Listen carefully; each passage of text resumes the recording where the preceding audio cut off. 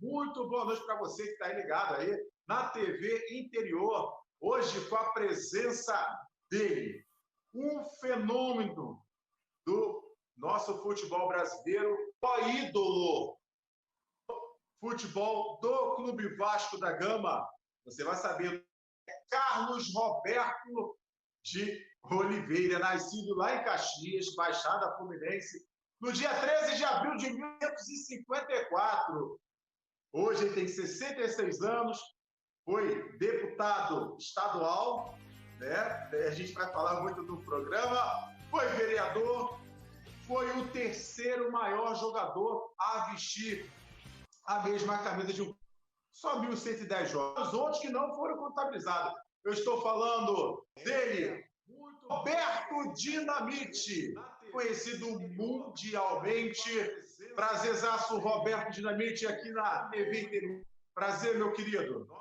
Valeu, Feitosa. Obrigado aí pela apresentação, né? Um abraço para você, um abraço para o Rafael. Estamos juntos aí. Vamos bater um papo, né? Falar um pouquinho dessa trajetória aí. Falar um pouco dessas Caxias, Baixada Fluminense. Eu já vou colocar, Roberto. Pedir um pouco, né? Todo mundo sabe que você saiu de Caxias, lá de São Bento, começou naquela época, né, 60 e pouco, até chegar ao Vasco. Como é que foi a tua chegada? Como é que foi para você chegar até o Clube de Vasco da Gama, Roberto? A minha chegada era um sonho de todo garoto, né, que não só da Baixada, mas de qualquer parte do Brasil aí, que um dia vestia a camisa de um grande clube, né, de futebol, como o Vasco da Gama. Então eu já jogava bola. O meu histórico com o campo e familiar ele é muito grande, porque meu pai conheceu minha mãe na beira de um campo, né? Minha mãe torcedora de um time, meu pai goleiro do outro. E eu, com 7 para 8 anos, comecei a jogar bola e tive alguns problemas, né, de operações, de cirurgia que tive que fazer. Fiz 2 cirurgias na perna esquerda, né, em razão também de futebol, né, daquelas peladinhas. Mas com 12 para 13 anos eu comecei a jogar futebol de novo, e com 13 para 14 eu fui para o Vasco, para a escolinha do Vasco, infanto juvenil do Vasco, levado pelo Gradim, que era um observador, um olheiro que estava na Baixada. E aí começou a minha trajetória, né? Minha trajetória de lutas, de desafios, porque a dificuldade era muito grande, eu morava muito longe de São Januário, então tinha que fazer aquela caminhada de quase 1 quilômetro para pegar um ônibus, depois pegando o ônibus, descer no centro de Caxias, para depois pegar um outro ônibus para descer ali perto do Sabão Português, quem conhece, ali na Avenida Brasil, para ir treinar no Vasco. Então, o desafio foi muito grande, a luta foi grande, mas graças a Deus, eu já com 15 anos, 14 para 15, já estava no infanto, com 15 para 16, eu já estava jogando na equipe juvenil do Vasco, que hoje é a equipe de júnior, né? E já com 16 anos eu estava me tornando aí campeão carioca e artilheiro da competição. Então, para mim, foi uma trajetória, assim, um começo fulminante, entendeu? Foi muito bom, mas com muitas lutas e muitos desafios, como acontece aí com a maioria dos garotos que conseguem chegar a essa condição que eu cheguei, de me tornar aí um dos bons jogadores, dos grandes jogadores do Vasco, e com uma trajetória realmente muito legal, muito positiva, ao longo de mais de 20 anos. E eu sei o que essa tua luta, Roberto, porque eu sou também nascido e criado na Baixada Fluminense. É bem próximo ali a gente chamava de Jardim Perto do Vona, né? Eu sou cria ali do Vona, né? Então, Vona, aí depois fui morar no Jardim, ambos Belfort Roxo. Eu sei o que sair dali para você treinar no centro.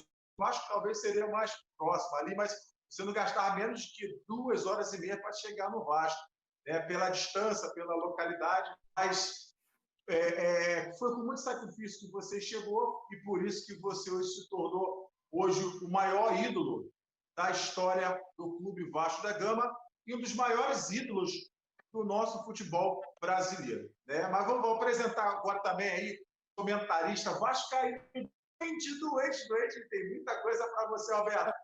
O meu parceiro Rafael Martinelli, vascaíno doente. Meu parceiro Rafael Martinelli, muito boa noite.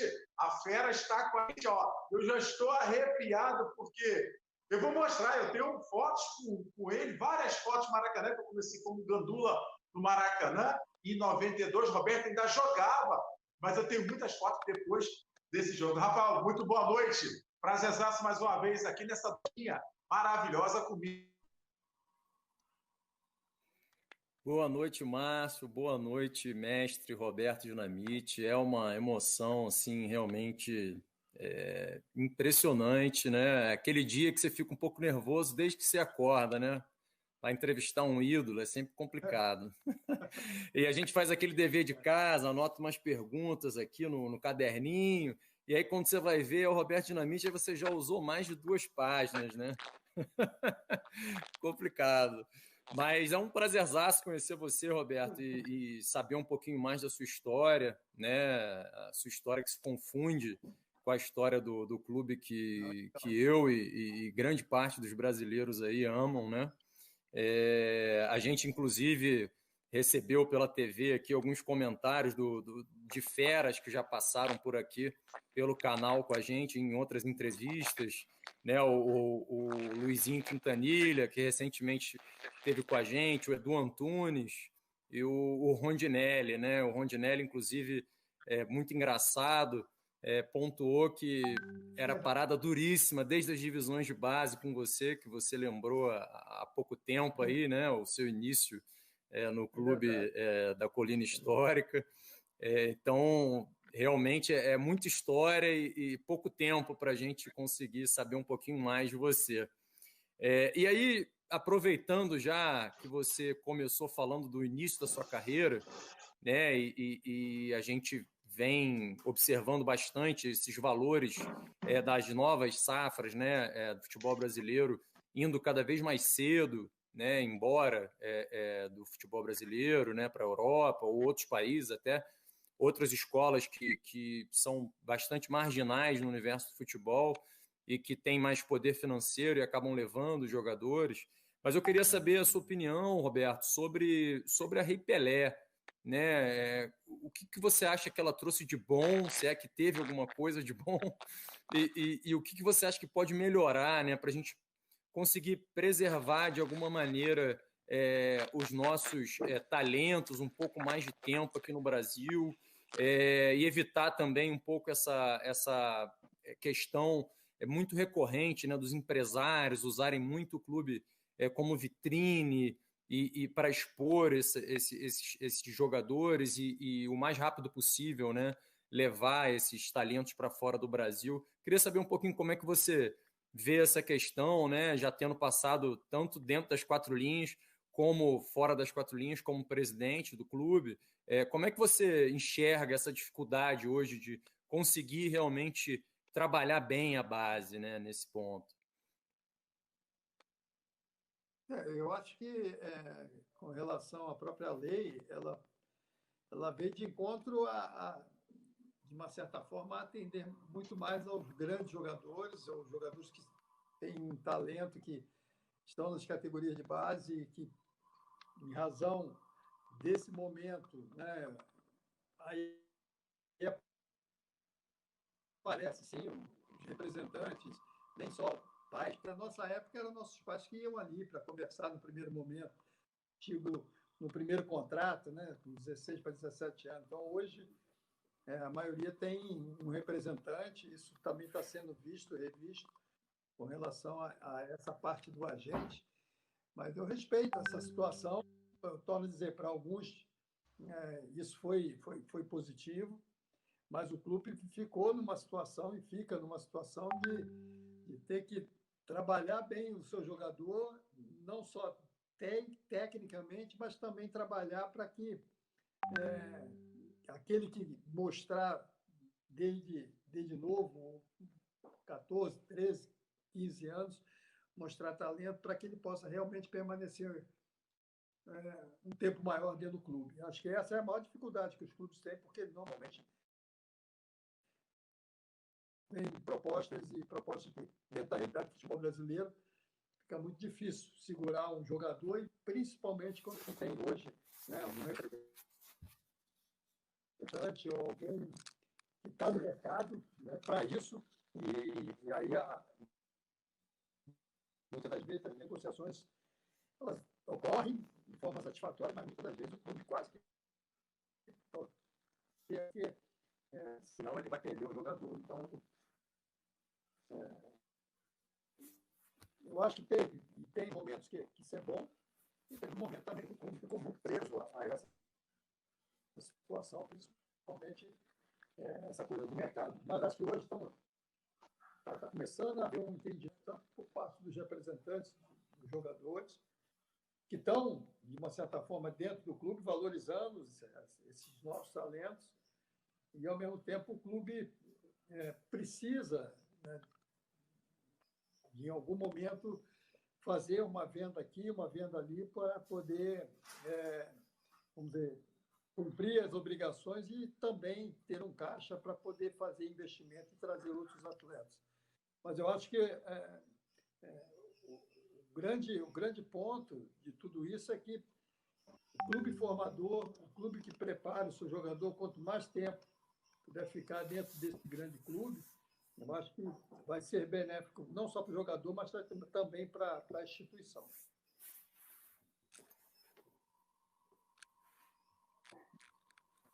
Obrigado, Roberto.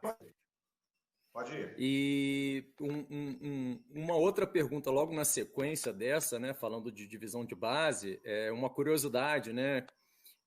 Quando você chegou ao Vasco da Gama, exatamente nessa época que você mencionou aí, do juvenil, né, antigo juvenil, eu li uma curiosidade que você ganhou 15 quilos, né, com uma nova preparação física que você encontrou no clube e tudo mais, e ganhou ali um corpo muito rápido, né, por conta de todo o trabalho de condicionamento que o clube preparou para você e direcionou, né, para os seus cuidados aí, físicos. Eu queria que você trouxesse para a gente um pouquinho essa curiosidade, como é que foi isso, né, viver isso muito novo, né, a transformação do corpo do atleta e as suas vantagens, né, após conseguir, né, essa evolução física. Conta um pouquinho para a gente sobre esse período. Na realidade, eu era assim, eu era um pouco alto dentro do time que tinha, mas era muito magro, né? Era bem magrinho. Eu lembro que eu pesava 54 quilos, já com uma altura legal, isso com 15 para 16 anos já. O que aconteceu com relação a essa massa muscular, esse aumento de peso, ele só aconteceu principalmente depois que eu joguei todo o campeonato de júnior, né, que é o Iver Júnior, né, o Vasco tinha sido campeão em 71, e no último jogo dessa competição, eu lembro que nós ganhamos o Bom Sucesso, 2-0, nós fomos campeões, mas eu levei um tostão, né, na coxa e criou um abscessozinho e tal.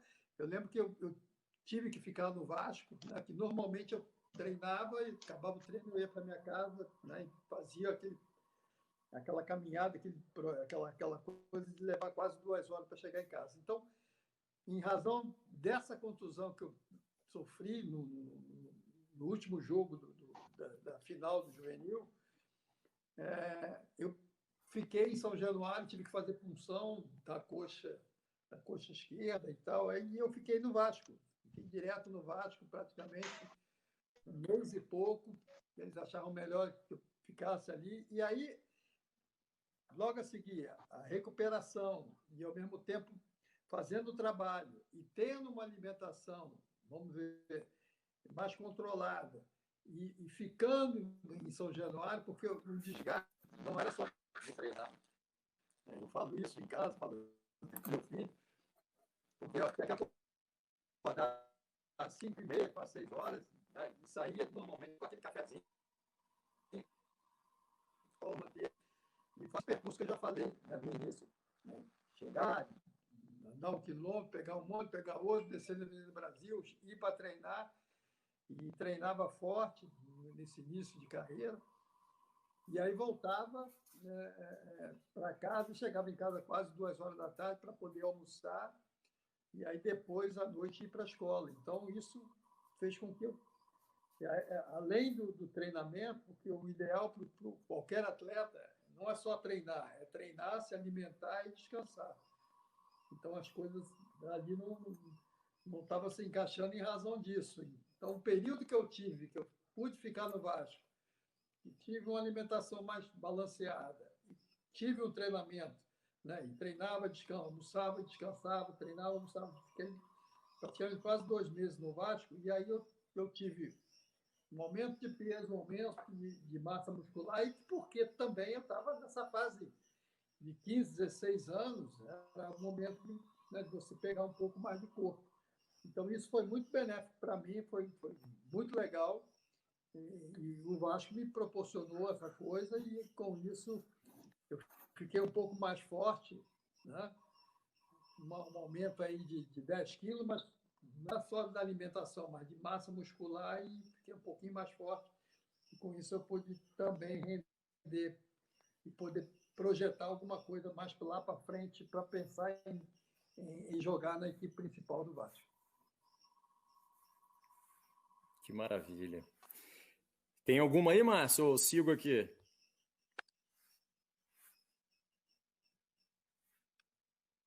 Márcio?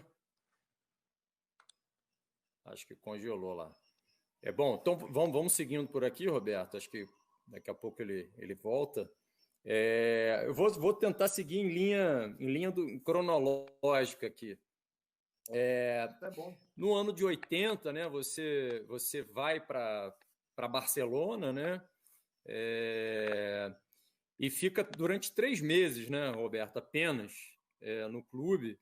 E aquilo ali, enfim, ainda teve um final para a torcida vascaína extremamente feliz, né? Que ao fim desse período, depois de uma certa disputa, inclusive parece com o Flamengo, né? Não sei se era o Márcio Braga, que parece que tentou te buscar diretamente em Barcelona, mas aí a torcida do Vasco faz uma pressão e o Eurico, por sua vez, pega o avião e vai fazer a vontade, né, da torcida vascaína, e creio que a sua também, de você retornar após um período curto, né, sua passagem lá pelo Barcelona. Queria que você comentasse um pouquinho para a gente, se você, enfim, tem alguma lembrança mais viva desse período, né? Se você gostaria de eventualmente ter jogado mais tempo no Barcelona, parece que você teve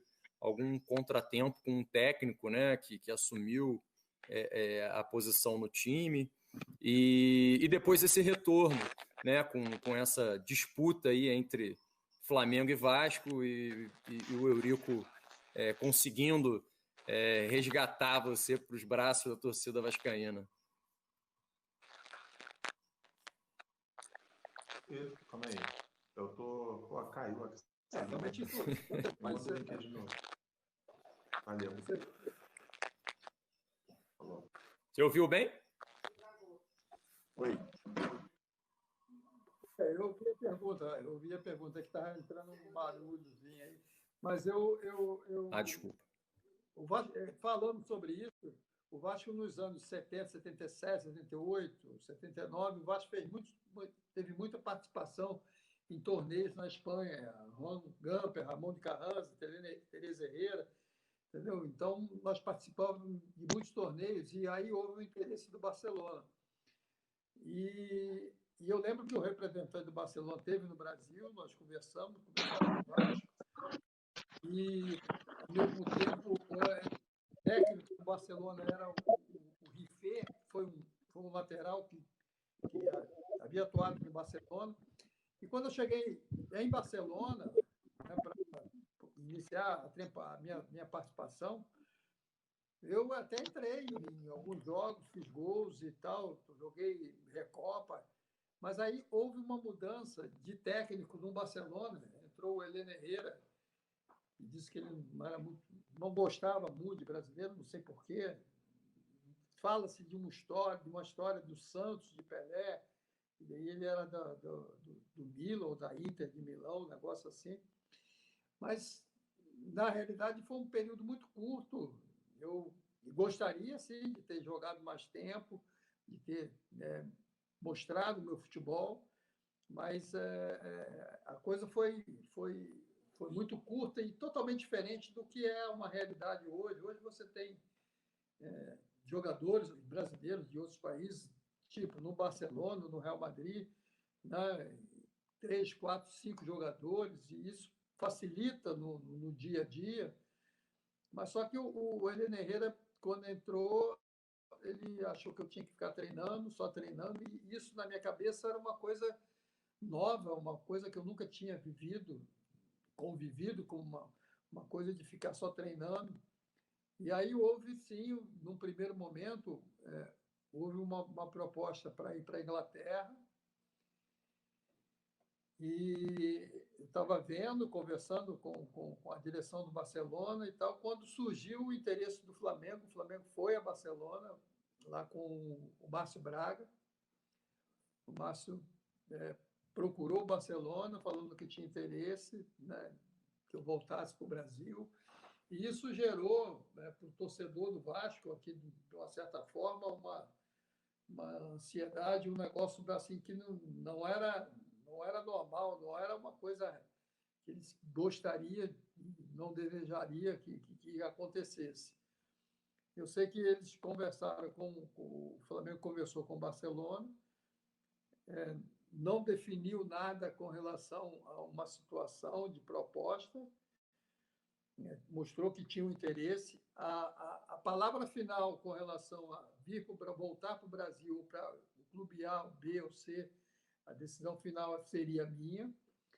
E, nesse meio tempo, eu lembro que nós tivemos uma reunião, eu com o presidente do Barcelona, e o presidente do Barcelona fez um contato com o Vasco, falando da situação, que havia um interesse de um clube brasileiro, falou com relação a essa situação do Flamengo e que gostaria de saber qual era a posição do Vasco e tal, porque até ali não tinha nada de proposta oficial, por parte do Flamengo. Então, acho que eles queriam que eu viesse para o Brasil e tal, e eu fazer alguma promoção, alguma coisa nesse sentido. Era tudo muito diferente do que é hoje, né?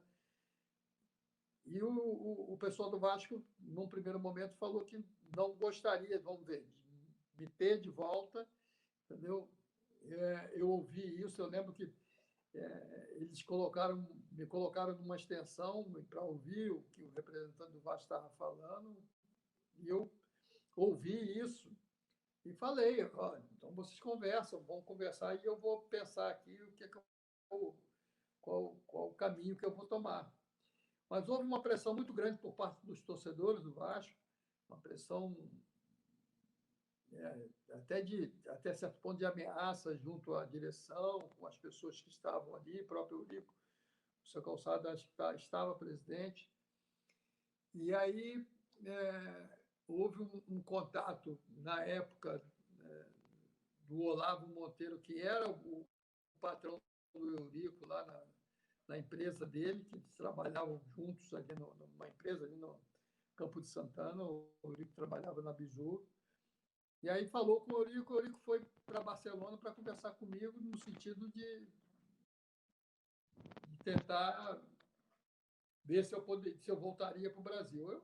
A decisão foi minha, eu achei que em voltar para o clube A ou B, ou voltar para o Vasco, eu acho que para mim seria melhor.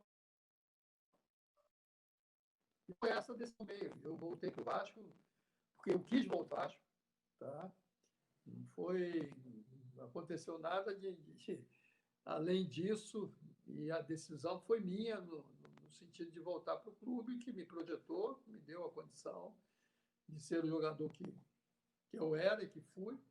E, em cima disso, voltei para o Vasco porque achava que seria, naquele momento, a melhor situação.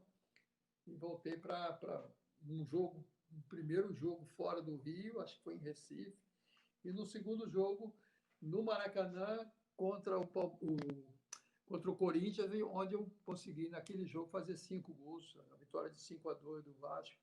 Então, foi uma volta no Maracanã com o torcedor do Vasco, uma volta triunfal. E foi o jogo que você fez mais gols em uma partida, Roberto? Ou teve outro jogo que você fez mais do que 5? Não. Acho que o jogo foi o que eu fiz 5 gols contra uma grande equipe, né? Que tinha lá Zé Maria, Amaral, Vladimir, Elmiro, Sócrates, Caçapava. O time era bom pra caramba. Jairão, goleiro. E até ali o Corinthians estava numa situação dentro da tabela muito boa. Então, foi uma volta assim que nem eu poderia imaginar, né? Como é que eu poderia pensar voltando para o Maracanã, voltando no Corinthians? E uma coisa interessante engraçada até que na preliminar desse jogo, que não era normal, né? Era uma coisa assim, uma coisa típica. Teve uma preliminar em que jogou Flamengo e Bangu.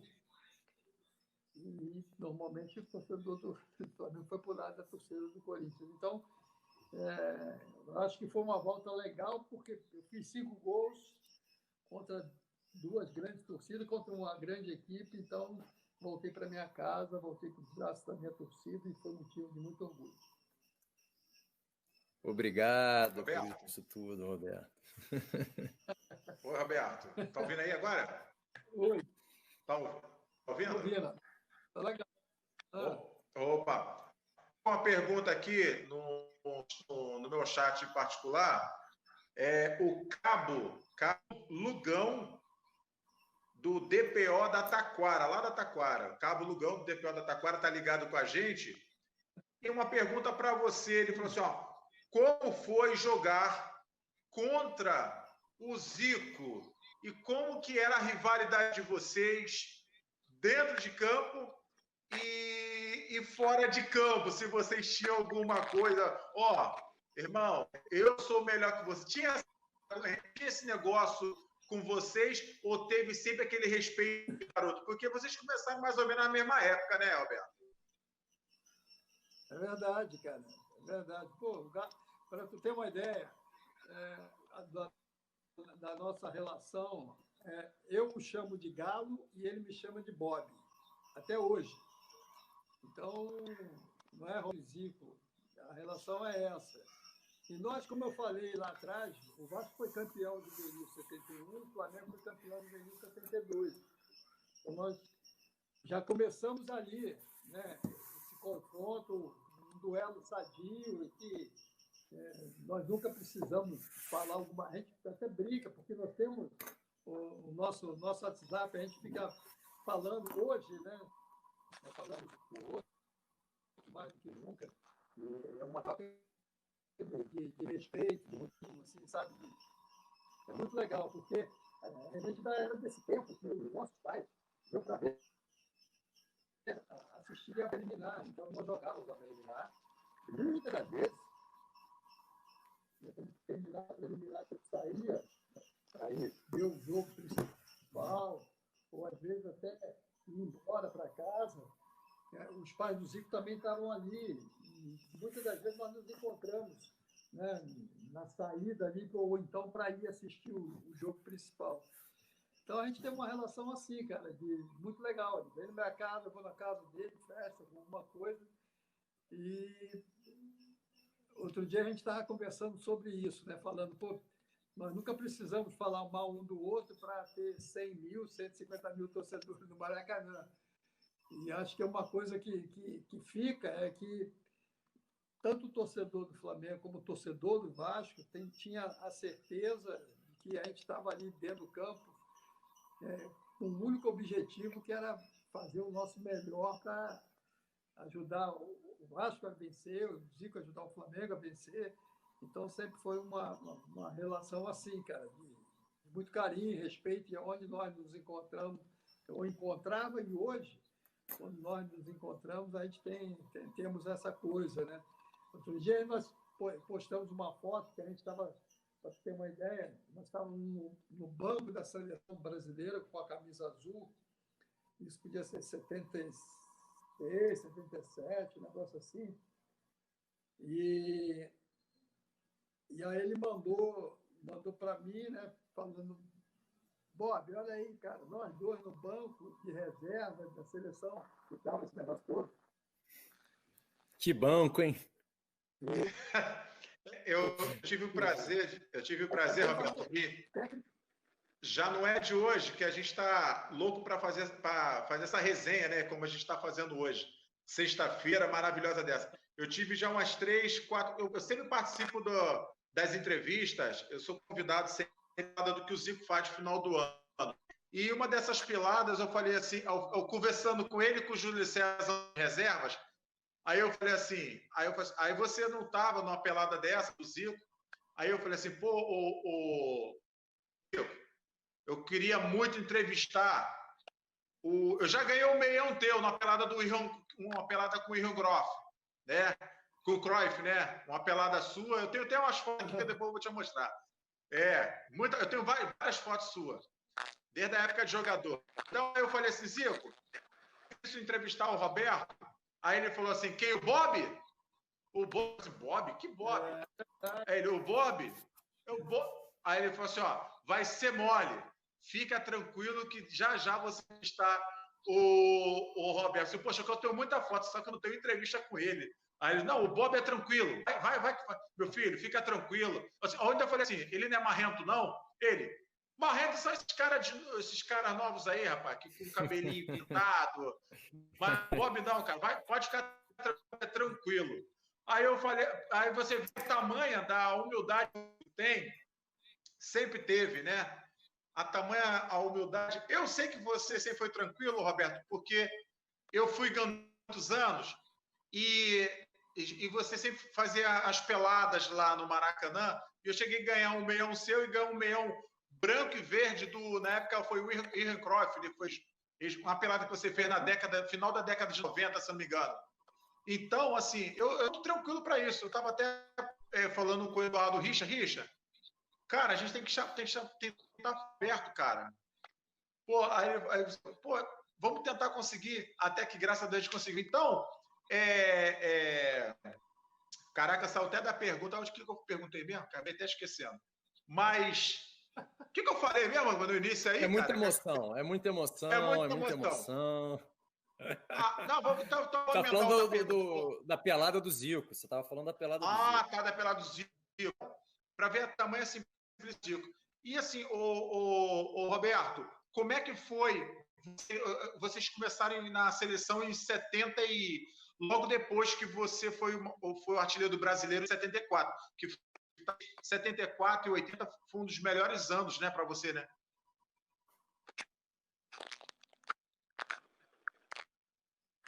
Nós jogamos mais que Oi, Roberto. Ouviu? Nós somos em 75. Tem até uma outra da gente. Ele na bicicleta, eu empurrando, né? E tem um outro jogador. Oi. Agora voltou. Isso foi um pouco. Eu aí perguntei para ele, onde foi isso aí, Zica? Onde foi isso, Galo? Isso foi um pouco atrás, estava o seu combinatório e tal. Eu sei que nós jogamos juntos, assim, até voltando, falando daquela foto desse período, mais ou menos, eu até brinquei, falando assim, pô, esse técnico que botou nós dois no banco, cara, é maluco, né, cara? Como é que pode, né? E por quê? Porque a gente tem um histórico juntos na seleção, e quando nós jogamos na seleção juntos, nós nunca perdemos uma partida, ou vencemos ou empatamos. Então, era algo muito legal, muito positivo. Eu sei que nós jogamos 76, o torneio bicentenário dos Estados Unidos.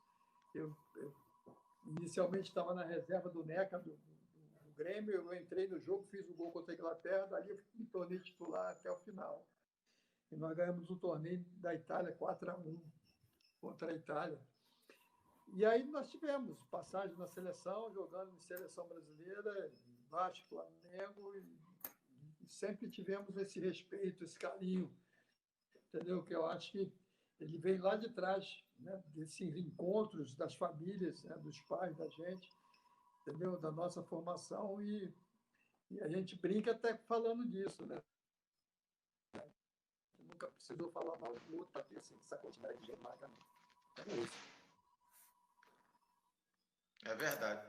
Ô Roberto, eu queria que você falasse também, 78, 78 você Copa do Mundo junto com o Zico, e 82 você foi convocado assim nas últimas horas, 82. Só que 82 você não jogou. Ele na época, você ficou um pouco chateado por não ter jogado. Você foi para a Copa e não ter jogado. A gente sabia que aquele time de 82 era muito bom, mas, porém, é o ano que você estava... E eu queria que você falasse um pouco. E 86 foi um ano também que você estava voando e não foi convocado. Eu queria que você falasse um pouco sobre isso. Não, realmente, 82 para mim, acho que era um grande momento. Depois de 78, eu também entrei no terceiro jogo da seleção, eu fiz o gol, classificou e passou o Brasil para outra fase. E aí teve aquele jogo da Argentina lá, maluco, com o Peru e tal. Em 82, cara, eu não estava, vamos dizer, não estava nos planos do Tele, mas estava vivendo também um bom momento da minha carreira, estava muito bem. Eu lembro que eu estava jogando com o Vasco, uma partida amistosa lá em Brasília, não sei se é contra o Gama, um negócio assim. Eu estava jogando uma partida e aí teve a notícia da contusão do Careca, porque os dois jogadores da minha posição eram o Careca e o Serginho. E aí veio a notícia, quando terminou o jogo do Vasco, que eu estou saindo do campo suado ainda, os caras da rádio vieram com o fone, colocaram o fone e colocaram o TV para falar comigo e tal, falando do problema do Careca, né, da contusão do Careca. E que eu estaria sendo convocado e tal. E o que eu pude falar foi que eu estava ali lamentando uma situação de um companheiro de profissão, né, mas, ao mesmo tempo, me colocando à disposição para servir a minha seleção, o meu país, e estar dentro de uma seleção que, para mim, foi a grande seleção da minha geração, no meados dos anos 70 para 80, né? Então, essa era a oportunidade que eu estava esperando. Infelizmente, eu fui convocado, fui para a Espanha e não tive a oportunidade de jogar. Não fui colocado em jogo nenhum da seleção brasileira. E, por isso, se eu tenho alguma tristeza com relação, principalmente à seleção brasileira, foi não ter tido uma oportunidade de jogar com aquela grande seleção, com aquele grande ataque, jogadores de meio, né? Falcão, Cerezo, Sócrates, Zico, entendeu? Jogadores com tanta qualidade, mas era uma decisão, e essa decisão de quem estava comandando, infelizmente eu não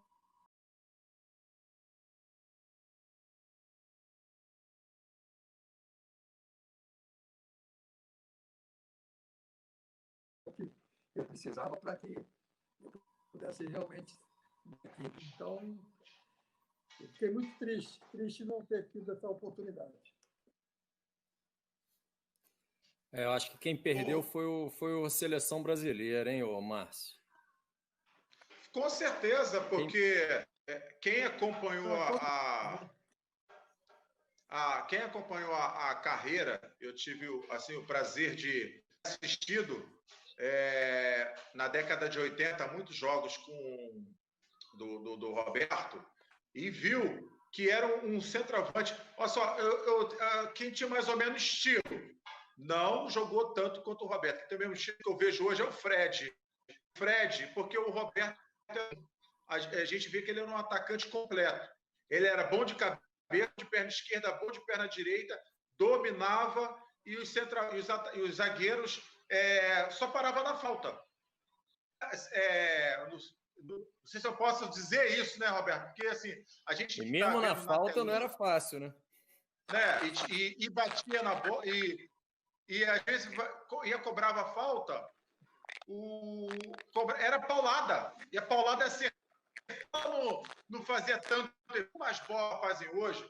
O Roberto jogou com a chuteira na época, chuteiras antigas, não é essa chuteira hoje de 50 gramas, né, Roberto? Então, assim, uniforme, quando suado, pesava 1 quilo, 2 quilos, 3, 5 quilos, ficava uma camisa pesada. E eram zagueiros que cada enxadada era uma minhoca. Hoje tem negócio de VAR, hoje não pode fazer isso, não pode. Mas naquela época o pau.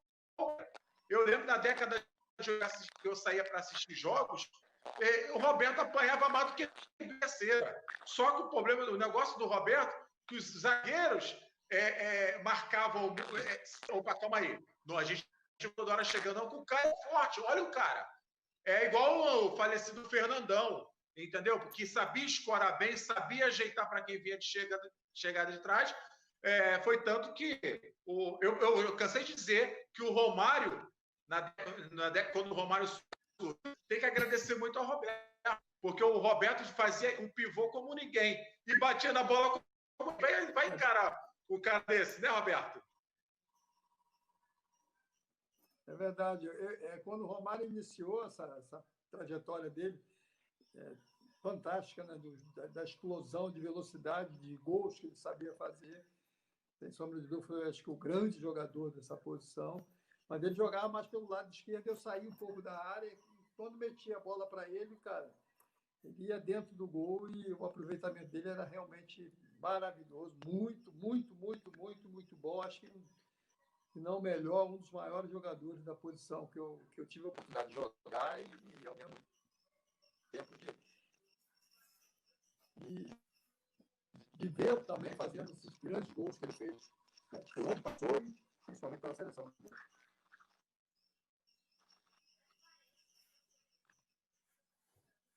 Vai lá, Martinelli. Cortou aqui o finalzinho. Eu queria falar um pouquinho aqui dos números do Roberto, principalmente para a meninada das gerações mais novas, né, que não tem, talvez, a noção do tamanho do Roberto. E só para ficar nesses números principais, né, 22 anos, né, de carreira profissional, 21 anos de Vasco da Gama. Hoje, para você conseguir encontrar um jogador que fique 2 anos no mesmo clube, é algo assim praticamente impossível, né?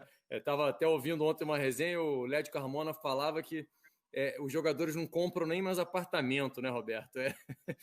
Tudo flat, porque não sabe se ano que vem vai estar na mesma cidade, né? Então não faz nenhum investimento nesse sentido para poder realmente fixar a residência, né? É uma flutuação muito grande, né? E além desses números, né? São média de 36 gols por temporada durante 22 anos, se a gente fizer uma média, né? Sendo que em 1981 ele faz 62 gols numa mesma temporada. Roberto é o 5º maior artilheiro dos campeonatos nacionais de primeira divisão, somando todos. Ele é o 5º maior de todos os jogadores. É um tamanho assim realmente. É porque o Roberto é muito humilde, né? Então parece que não é tão grande, mas é uma coisa monstruosa. São 190 gols no Campeonato Brasileiro. Tem um gol, Roberto? Um gol que você, desde 708, tem um gol que você diga que foi o principal gol da sua carreira? Cara, tem um gol no Vasco e Santos, para tu ter ideia, lá no início da minha carreira também, entendeu? Eu estava entrando na equipe principal do Vasco, tem Vasco e Santos jogando, E aí eu faço um gol num cruzamento do Paulo César Puruca, o Paulo vai no fundo, mete a bola para a área e eu pego a bola de voleio. Então eu pego a bola aqui, pô, a bola entra lá no ângulo, cara. E aí, normal, aquela comemoração, você vai na torcida e tal. E aí eu volto, né? Volto para o meio do campo, estou passando pelo Pelé. E aí o Pelé vira para mim e fala assim: parabéns, garoto, pô, lindo gol e tal. Pô, cara, isso foi em 72 ou 73. O Pelé falando isso para mim, cara. Eu falei: caramba, o Pelé, pô, maior de todos, de todos, de todos. Entendeu? Então, A são essas aprovação do coisas que eu rei. acho que fica na vida da gente e tal. E até essa semana, né, tem, vai ter aí alguma não, vai ter uma grande homenagem para o Pelé. E eu fui convidado para falar alguma coisa sobre ele, os camisas 10, né, os jogadores que vestiram as camisas 10. E o aniversário dele, então eu dei lá a minha palavra e o orgulho e o prazer de poder falar do nosso maior ídolo, o maior jogador de todos os tempos, que é o nosso querido Pelé, que está completando aí 80 anos. Né? Então, foi muito legal para tu ver. Né? Eu gravei uma coisa que ele falou dentro do campo e que está comigo, cara. Eu carrego isso comigo e falo, pô, Pelé falar que meu gol foi bonito é muito legal. É muito, muito, muito, não tem preço. Isso aí não, a gente leva para o Há resto da vida. 48, há 48 anos atrás, né? Para você ver, passou esse tempo todo, mas realmente, o Roberto, foi um gol espetacular, né? Um gol de voleio, um menino 17, 18 anos fazendo gol contra o time, né, do Santos que já nessa década de 60 e 70 era um dos times mais menos perdia e era papão de tudo, ganhava mundial. Porra, não é isso, Roberto? É verdade. E eu lembro que teve logo depois, teve um outro jogo, Vasco e Santos, nós vencemos 2-1. E o Pelé fez um gol. O Luiz Carlos Tatu, o Luiz Carlos, que era a ponta esquerda do Vasco, fez um gol. O Pelé empatou uma falta próxima da área, sofreu uma falta e bateu com o forte.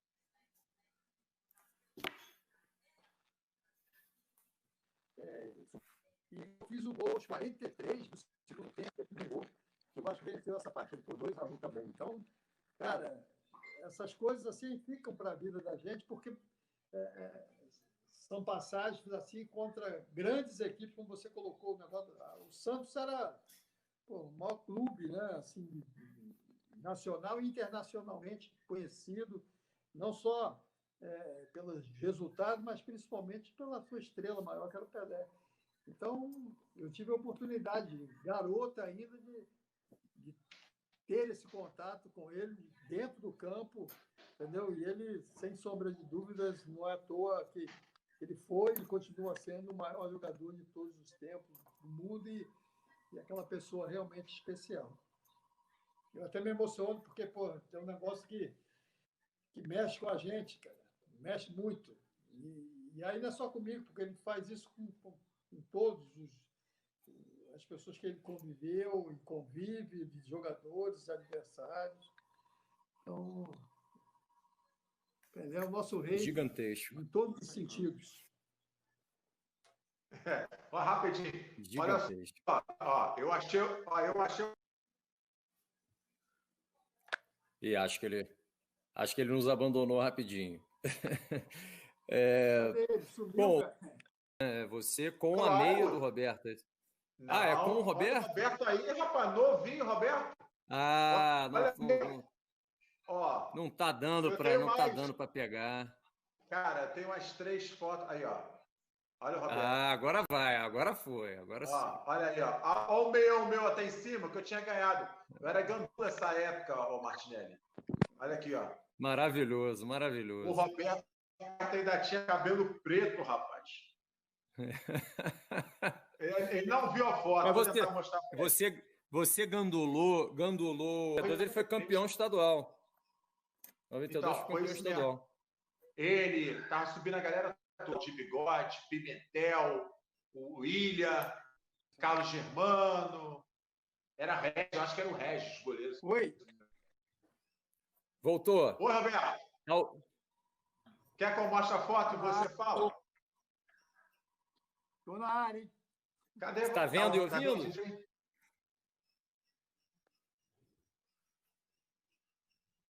Tá ouvindo?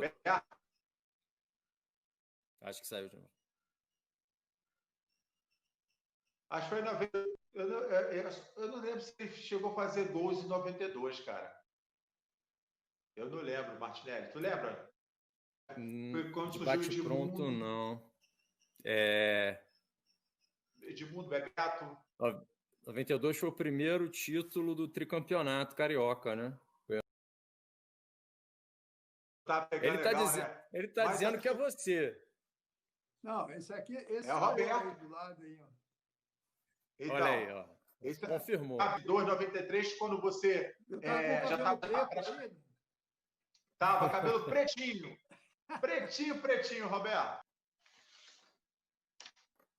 Acho que ele tá sem áudio. Tá sem áudio, Roberto. Tá sem áudio?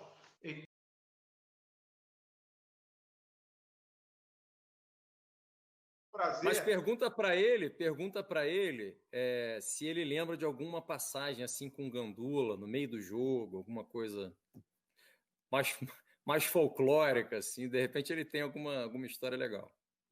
Só se foi em São Januário. Maracanã eu não lembro. Maracanã foi muito... É difícil. Eu estava falando com o Martin. Assim, poxa, cara, a gente tem uma oportunidade. Se a gente não abraçar aquela oportunidade,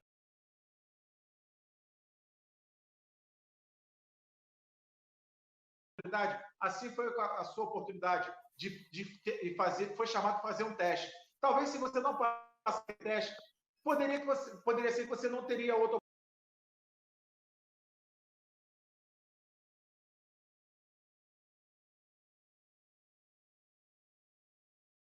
oportunidade, entendeu, Roberto? Assim foi comigo. Eu fui nascido e criado ali no Vona, e depois Jardim Redentor, aquela área ali da 3 seta, né? Não é isso, Roberto? Então a gente tem uma oportunidade na vida e quando a gente pega essa oportunidade, a gente tem que abraçar, né querido? Quando eu segurava mesmo. Tinha que segurar, Roberto, senão a gente chamava meião e nem colete. Muito obrigado pela aula de história de futebol. Saudações Cruz Maltinas. E o ramonismo, Bob? Você é adepto do ramonismo?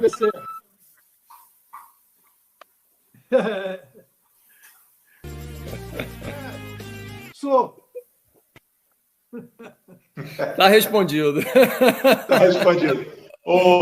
Antes de encerrar, a gente está chegando agora no final da nossa live. Foi muito bacana, Roberto. E espero a próxima oportunidade, quando voltar tudo normal, depois dessa pandemia, encontrar você na Espelada do Maracanã, dessa pandemia. Eu quero te dar um abraço, você na Espelada do Maracanã, dessa pandemia. Eu quero te dar um abraço, a Deus, primeiramente, a toda a equipe da TV Interior e a Humberto Fernandes lá da FED, que fez essa linha toda com a gente, para a gente estar batendo esse bate-papo. Humberto Fernandes da FED. Roberto, foi um prazer estar participando. Prazer foi meu.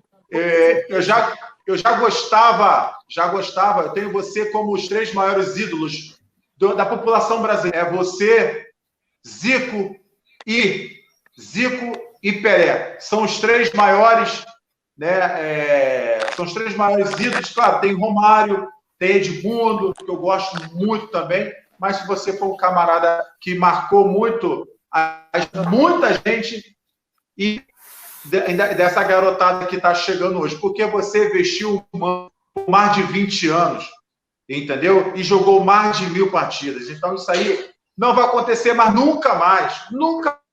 Talvez só o Pedro Fábio que pode chegar ao 4º maior jogador com o número de camisas que você vestiu, como vestiu a do Vasco da Gama. e ninguém vai bater teu recorde, porque ninguém vai bater teu recorde de 190 e poucos gols de brasileiro.